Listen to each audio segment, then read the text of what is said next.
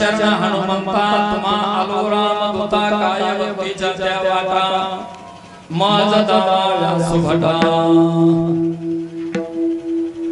तुझी संगती झाली आमची शिंती नाही देखिले ते मिळे भोग सुखाचे सोहळे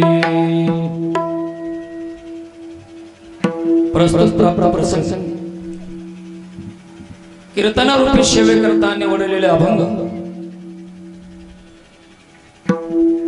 महान भगवत भक्त संत सम्राट विश्ववंदे महाराष्ट्र भूषण संत श्रेष्ठ जगद्गुरु तुकाराम महाराज यांचा हा चारचरणाचा अभंग असून या अभंगाच्या द्वारा जगद्गुरु संत श्रेष्ठ तुकाराम महाराज गोकुळामधील काही भाग्यवान गोपाळ आणि त्या भाग्यवान गोपाळांना भगवान कृष्ण परमात्म्याच्या संगतीमध्ये सहवासामध्ये जो अनुभव आला किंबहुना गोपाळांची जी तृप्ती झाली त्या तृप्तीचा ढेकर गोपाळांनी आजच्या अभंगामध्ये दिलेला आहे विठ्ठल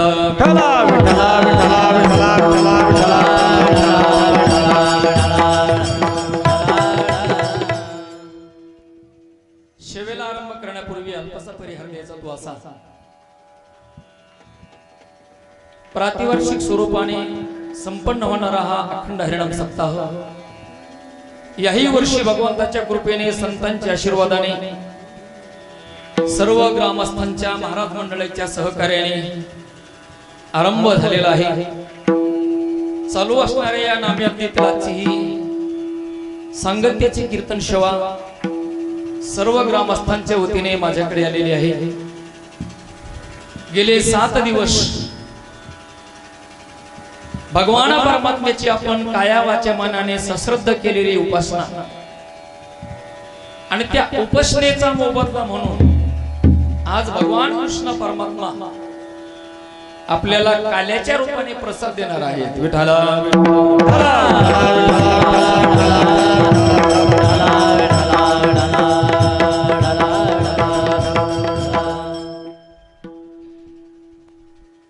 संपूर्ण जगामध्ये कोरोना महामारीचं संकट चालू असताना अनेक ठिकाणी भव्य स्वरूपामध्ये कार्यक्रम चालू होते परंतु काही श्रद्धावान लोकांनी आपल्या नियमामध्ये खंड होऊ नये काही भागामध्ये नुसता विनाच उभा केला काही गावामध्ये पारायण केलं 10-5 लोकांमध्ये विना उभा केला काही गावामध्ये 10-5 लोकांमध्ये फक्त प्रवचनच केलंय पण नेम प्रत्येक गावामध्ये चालू ठेवला आपल्याही गावामध्ये कोरोनाचं संकट असतानाही आपण नामसप्ताह आरंभ केला आणि प्रातिवार्षिक स्वरूपाने जो सप्ताहाचा आनंद आपल्याला घ्यायचा आहे जरी आपण छोट्या खाणी सप्ताह सुरू केला पण आनंद माझ्या दृष्टीने मी सांगतो दरवर्षीपेक्षा वेगळा मिळाला विठ्ठल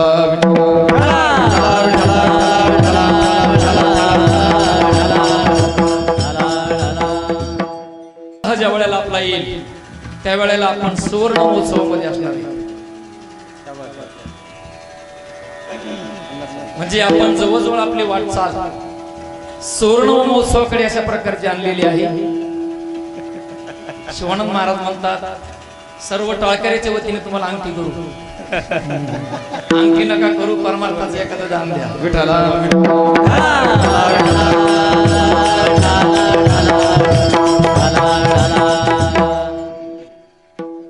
अगदी 44 वर्ष आपण सातत्याने ही उपासना चालू ठेवलेली आहे याही वर्षी अगदी आनंदामध्ये आरंभ झालेला आहे आणि आज या सांगत्याचं कीर्तन माझ्याकडे सर्व ग्रामस्थांनी दिलेलं आहे मलाही आनंद वाटला जन्मभूमीमध्ये सेवा करायची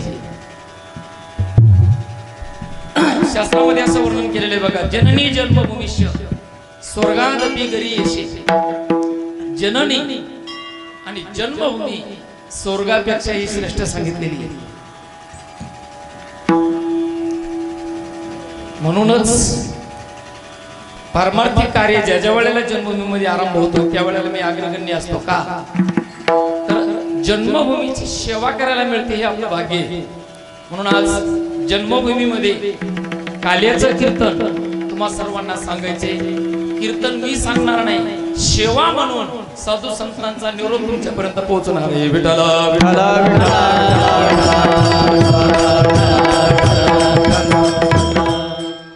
आज आनंद आहे. आज या नामसप्ताहाच्या सांगतेच्या प्रीत्यर्थ थोरथोर महाराज मंडळी आज या ठिकाणी उपस्थित आहेत.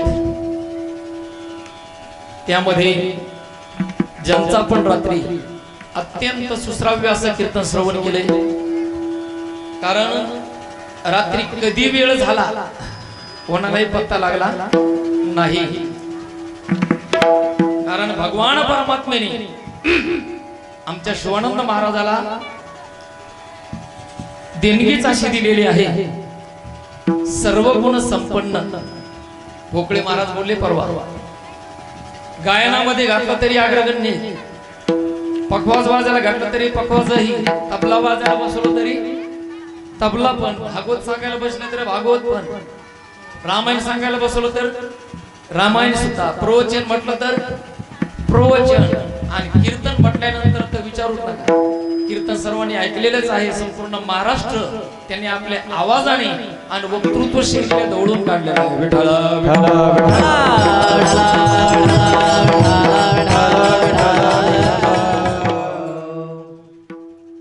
आज स्वतः भागवताचार्य रामायणाचार्य शिवानंदजी महाराज शास्त्री माझ्या कीर्तनाच्या ठिकाणी आज उपस्थित आहेत. टाळ घेऊन त्यांनी विचार केला, यांचा आवाज बसलेला आहे, त्यामुळे आज उभं राहिल्याशिवाय आपल्याला पर्याय नाही.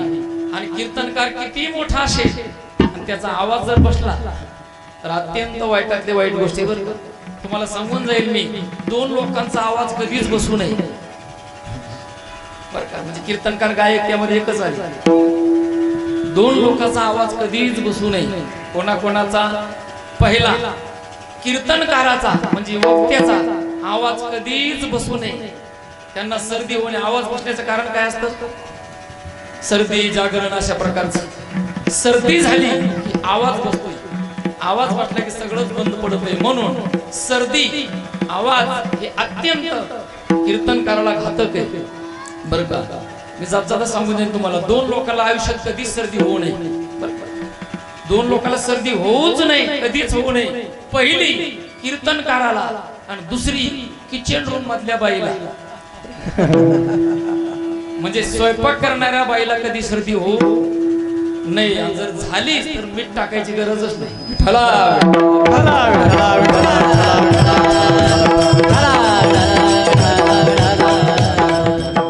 तसं कीर्तनकाराला जर सर्दी झाली, आवाज बसला, अत्यंत कठीणातली कठीण गोष्ट आहे. तेव्हा त्यांनी विचार केला, महाराजांचा आवाज बसलेला आहे, आपण उभा राहायला पाहिजे. महाराज उभा राहिले, महाराजांच्या चरणारविंदी या ठिकाणी मी दंडवत घालतो. त्याचप्रमाणे या सप्ताहाला ज्यांनी आरंभ केलेला आहे, या परमार्थातला आम्हाला गंधही नव्हता त्यावेळेला ज्यांनी या सप्ताहाचा आरंभ केलेले असे मृदंग क्षेत्रामध्ये विश्वाचार्य तुकारामजी महाराज राठोड हेही आज मृदंग वाजवण्याकरता उपस्थित आहे. महाराजांनाही दंडवत करतो. त्याचप्रमाणे आपल्या तबला वादनाने संपूर्ण महाराष्ट्राला ज्यांनी वेळ लावलेला आहे असे हरिभक्त परायण पवन महाराज उदे हेही आज तबला वाजवण्याकरता कीर्तनामध्ये उपस्थित आहे. महाराजांनाही वंदन करतो. त्याचप्रमाणे गणेश महाराज, बाळू महाराज, कारण हे दोन माणसं आपल्याला असे सापडलेले आहेत ज्या वेळेला हाक देईल त्यावेळेला हजर आहे. म्हणून महाराज मंडळी उपस्थित आहे. सर्व ग्रामस्थ, टाळकरी मंडळी, परिसरातून आलेले भाविक आणि सर्व ग्रामस्थ मंडळी, माता भगिनी, पुरुष बांधव सर्वांच्या चरणारविंदी या ठिकाणी वंदन करतो आणि कीर्तन रूपी वाक्पुष्पाला प्रारंभ करतो. विठ्ठला विठ्ठला विठ्ठला.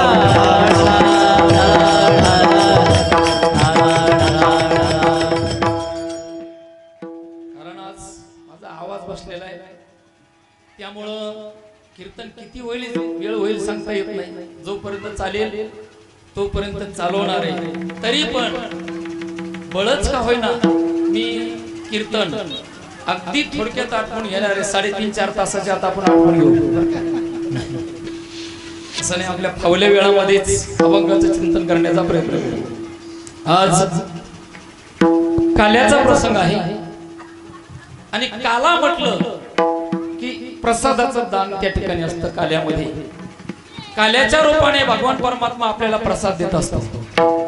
कारण आज आपण केलेली 7 दिवस भक्ती साधना आणि त्या भक्ती साधनेचा अंतर्भाव परमात्म्यापर्यंत पोहोचलेली भक्ती साधना, त्या भक्ती साधनेने प्रसन्न होऊन भगवान परमात्मा आपल्याला प्रसाद देणार आहे. पण प्रसाद देणारा नेमका कोण आहे? जगद्गुरु तुकोबरांनी त्याचं वर्णन सुंदर केलेले. प्रसाद कोण देतो? भानुदास गीती गात प्रसाद देतो पंढरीनाथ, प्रसाद देतो पंढरीनाथ. गीती गात प्रसाद देतो पंढरीनाथ, प्रसाद देतो पंढरीनाथ. हे भानुदास गीती गात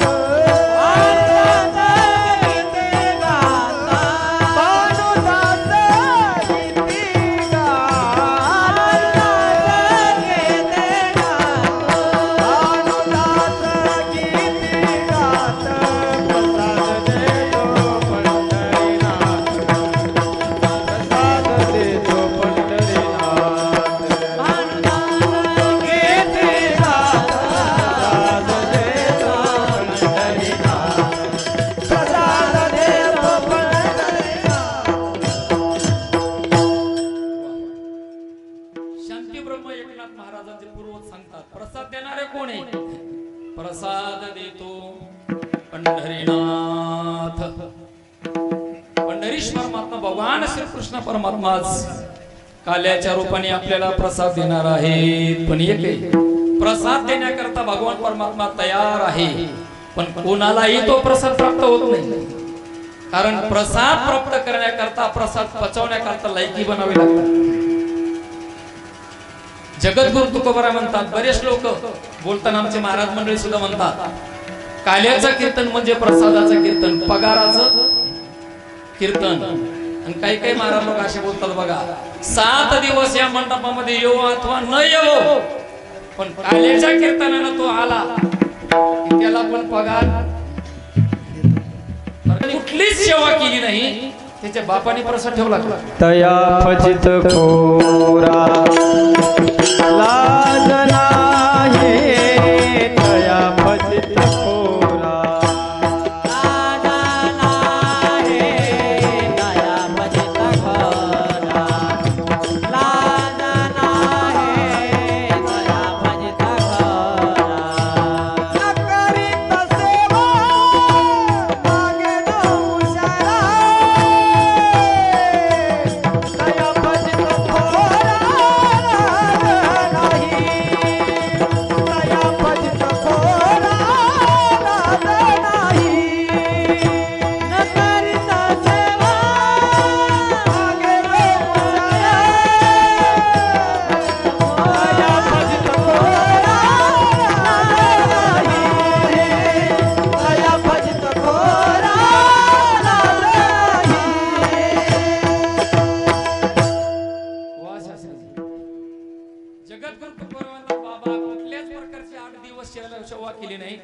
मंडपामध्ये आला नाही, कधी मंडप झाडला नाही, कधी चटई आथरली नाही, उचलली नाही, कधी विना वाजवला नाही, कधी काकड्याला आला नाही, कधी गाथा भजनाला आला नाही, हरिपाठाला नाही, कीर्तनाला नाही, कुठल्या सप्ताहामध्ये सेवेमध्ये सहभागी झाला नाही. आणि तो जर काल्या दिवशी प्रसाद मागू लागला तर तुकाराम महाराज म्हणतात, तया फजित खोरा लाज नाही. तुला लाज कशी वाटत नाही? आणि जरी मागितलंय तर शास्त्र सांगते बाबा, सेवा केल्याशिवाय मेवा मिळणार नाही, सेवाच करावी लागते. त्या वेळेला भगवान परमात्मा प्रसाद देतात. आज कृष्ण परमात्मा तुम्हा आम्हाला प्रसाद देणारे प्रसाद. पण जगद्गुरु तुकोबराय म्हणतात, बाबा जर तुम्हाला प्रसाद खायचा असेल तो प्रसाद यथा योग्य तुम्हाला पचवायचा असेल तर तुमची एक जबाबदारी आहे. काय? भगवान कृष्ण परमात्म्याचे लीला तुम्हाला वर्णन करावं लागेल. त्याच वेळेला काला खाण्याचा अधिकार प्राप्त होतो. हे जी अनुवाद सदा सर्व काळ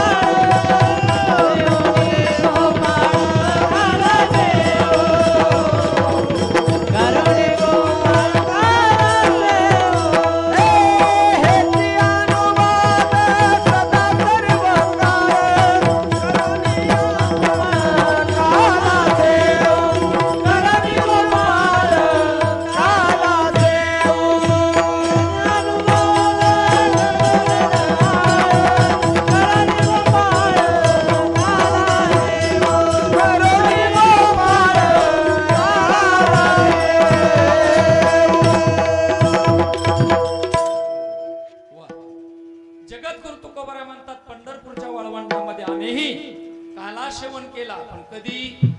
हे जे अनुवाद सदा सर्व काळ करोनी आणि नंतर काला शेवू. भगवान कृष्ण परमात्म्याचे गुणानुवाद गायचे, त्यावेळेला काला खाण्याचा अधिकार प्राप्त होतो. वास्तविक हा काला किती श्रेष्ठ आहे. आज या गुणशी गावामध्ये बजरंग बलीच्या प्रांगणामध्ये मंडपामध्ये आपण ज्या काला खाण्याकरता बसलेलो आहोत, आज आपल्या बरोबरीला सत्य लोकही नाही, आपल्या बरोबरीला स्वर्ग लोकही नाही, आणि आजच्या घडीला वैकुंठापेक्षा 1000 पटीने आपण आज श्रेष्ठ आहे. वैकुंठी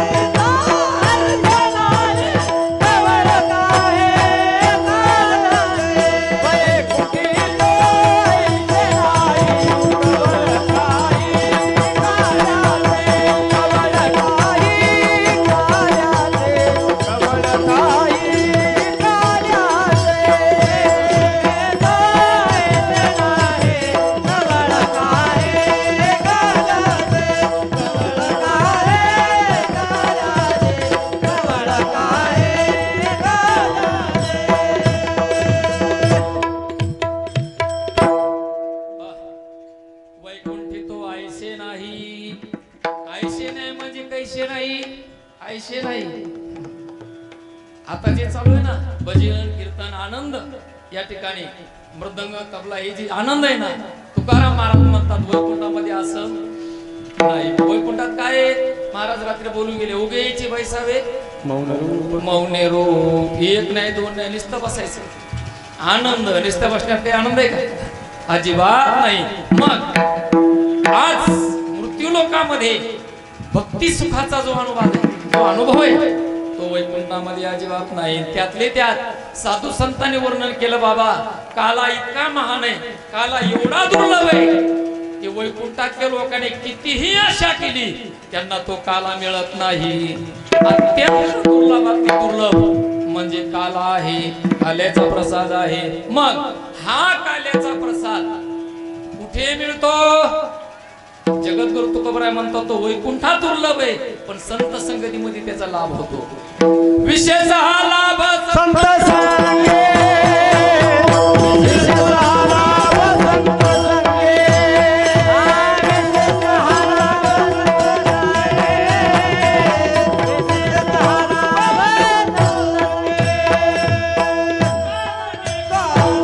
वैकुंठी दुर्लभ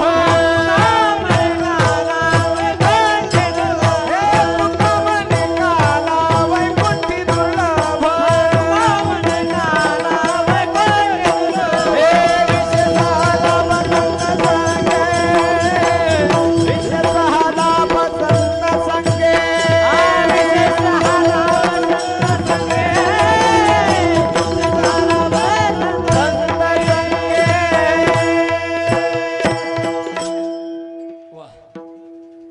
तुका म्हणे काला वैकुंठी दुर्लभ, पण मुळशी गावामध्ये आज विशेष हा लाभ संत संगे. संत संघामध्येच या काल्याचा अनुवाद आपल्याला काल्याचा अनुभव घेता येतो. वैकुंठामध्ये हे दुर्लभ आहे. उलट हा काला खाण्याकरता मोठमोठे लोक आशा धरून येत. असं करीती ब्रह्मादिक देखोनी वाळवंटीचे सुख, धन्य धन्य मृत्यू लोक म्हणती मृत्यू लोक अत्यंत भाग्यवान आहे. मृत्यू लोक अत्यंत भाग्यवान असल्यामुळे स्वर्गाधिक देवाला सुद्धा साधू संतांनी तुच्छ मानलेलं आहे आणि मृत्यू लोकातील मानवाला भाग्यवान मानलेलं आहे. म्हणून मृत्यू लोकांमध्ये काला आहे. तुम्हाला महाराज काला काला तुम्ही सांगता दुर्लभ, काला म्हणजे नेमकं काय? तर काला शब्दाचा अर्थ आहे प्रसाद. पण काला शास्त्रामध्ये 3 प्रकारचं वर्णन केलेलं आहे बघा. पहिला काला, जसा आपण दही भांडी बांधतो, दही अंडी मध्ये लाही आणि दही टाकतो. काला काला म्हणजे काय? 2 पदार्थाचं मिश्रण, 2 पदार्थाचं एकत्रीकरण म्हणजे काला. नाही जाऊ दे, सोपं सांगतो.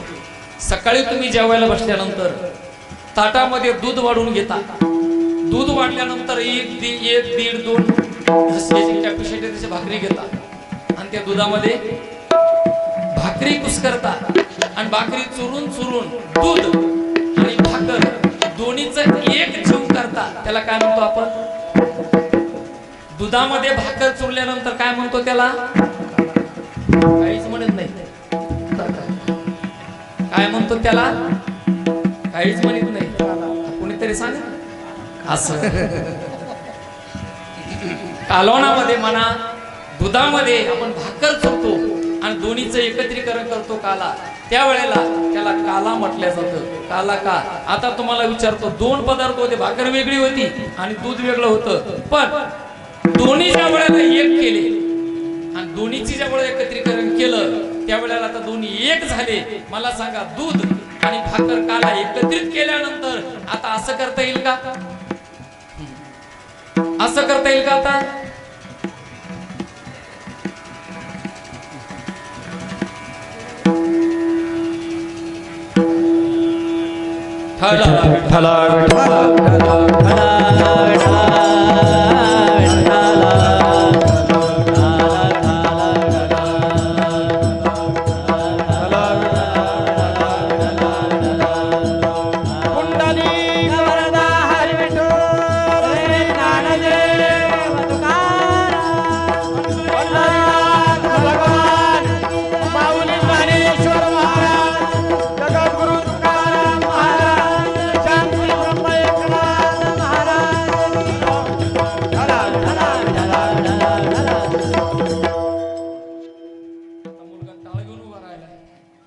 आनंद आहे, तो आनंद भोगतोय. तिथे विक्षेप करायला आला, याला पिता म्हणतात का? तुका म्हणे काय? तुका महाराज म्हणले, माय बाप जरी सरपी न की का? हा बरोबर आहे. महाराजांनी अर्थ सांगितला, पिता. कोण आहे ते मुलाचा? पिता. पिता पिता म्हणून या ठिकाणी येत आहे.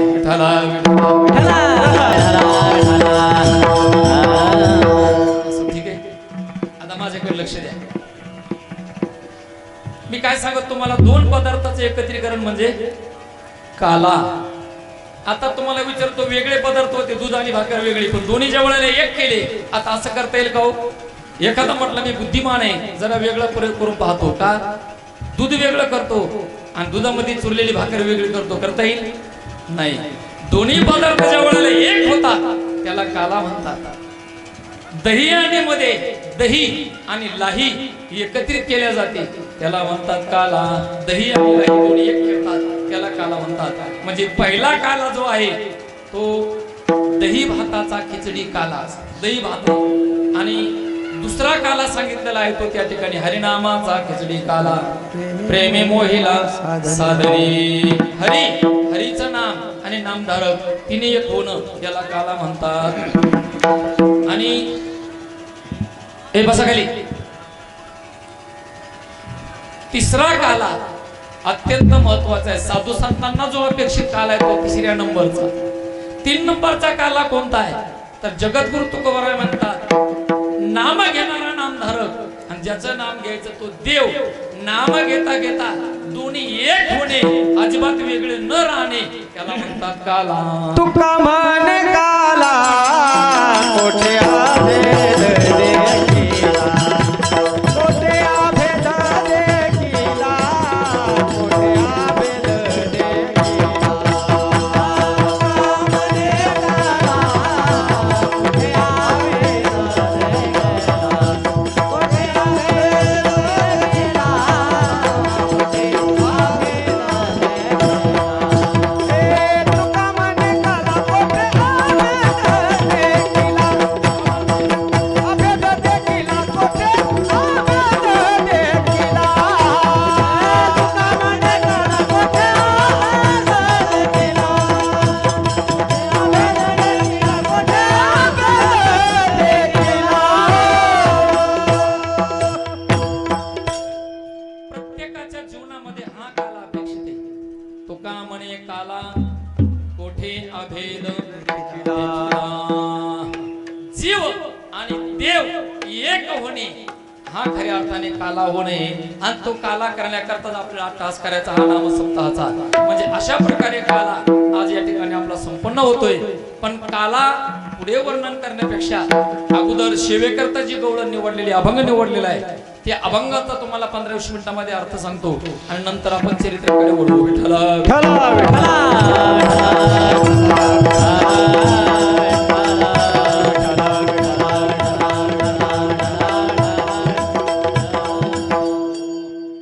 काल्याकरता अभंग निवडली जगद्गुरु तुकोबरायांचा गवळण रूप अभंग आहे.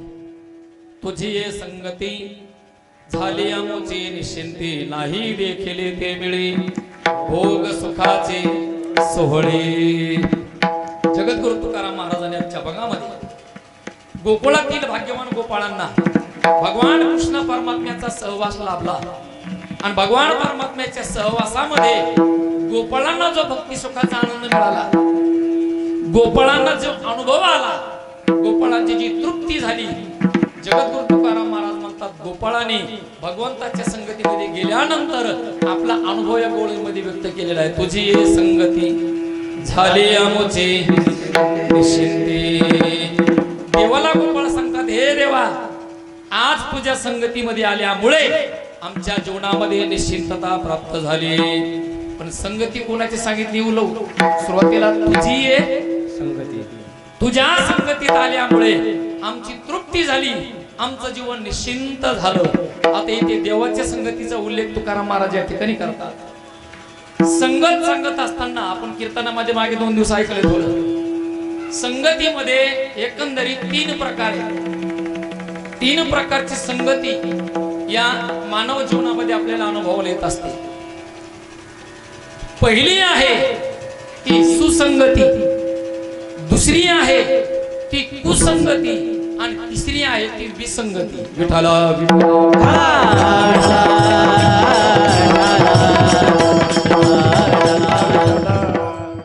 संगत प्रत्येकाच्या जीवनामध्ये 3 प्रकारची संगती असते बरं का. एक सुसंगत, दुसरी कुसंगत आणि तिसरी विसंगत. 3 प्रकार असतात: सुसंगती, कुसंगती आणि विसंगती. या तिन्हीमध्येच प्रत्येक जीव हा वावरत असतो.